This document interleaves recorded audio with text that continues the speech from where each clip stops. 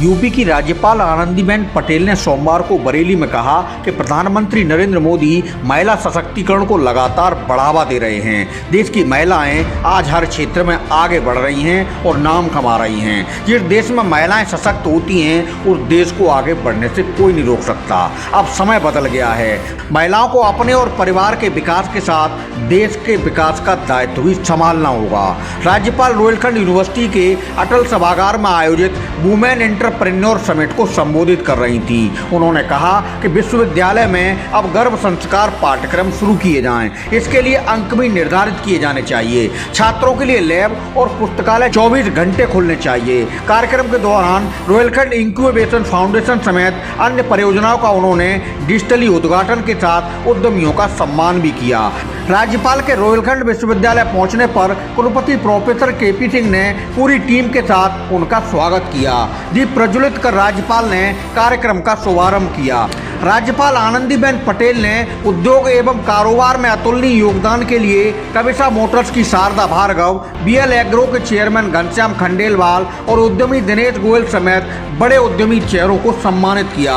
राज्यपाल ने इस मौके पर एक किताब का विमोचन किया।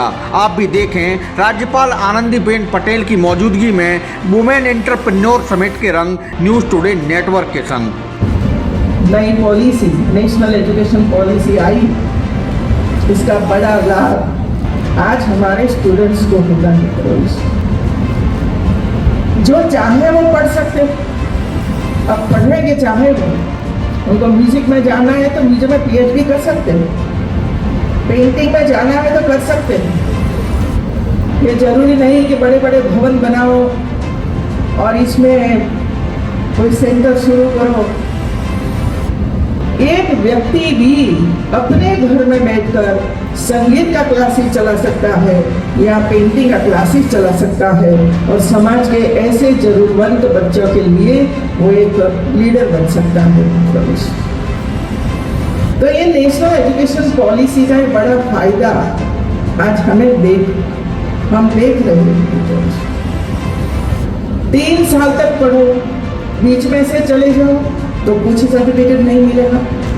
1 साल के बाद आप चले जाओ, स्कूल छोड़ दिया, कॉलेज छोड़ दिया, यूनिवर्सिटी छोड़ दी और कहीं काम करने के लिए चले गए।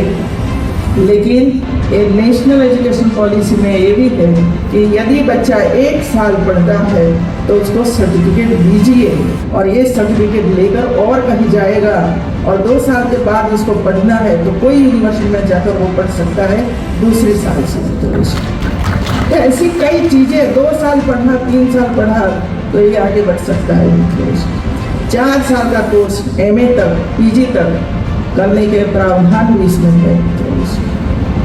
अभी देखना हमें एक है, और ये बात सही, हमारी दोनों महिलाओं ने संस्कार पर, संस्कृति पर, परंपरा पर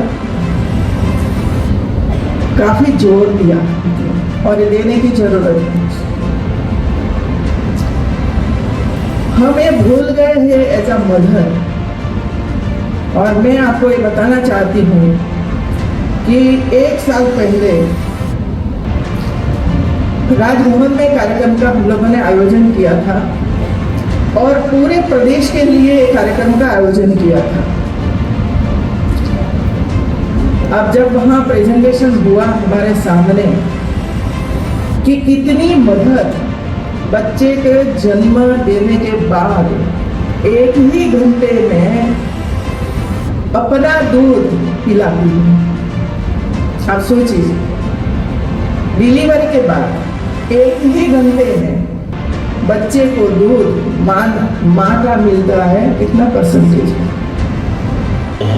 इसके लिए प्रदेश सरकार की तरफ से भी इंस्ट्रक्शंस थी और हमारे विश्वविद्यालय ने भी पहल करके उनको आगे बढ़ाने का कोशिश किया है।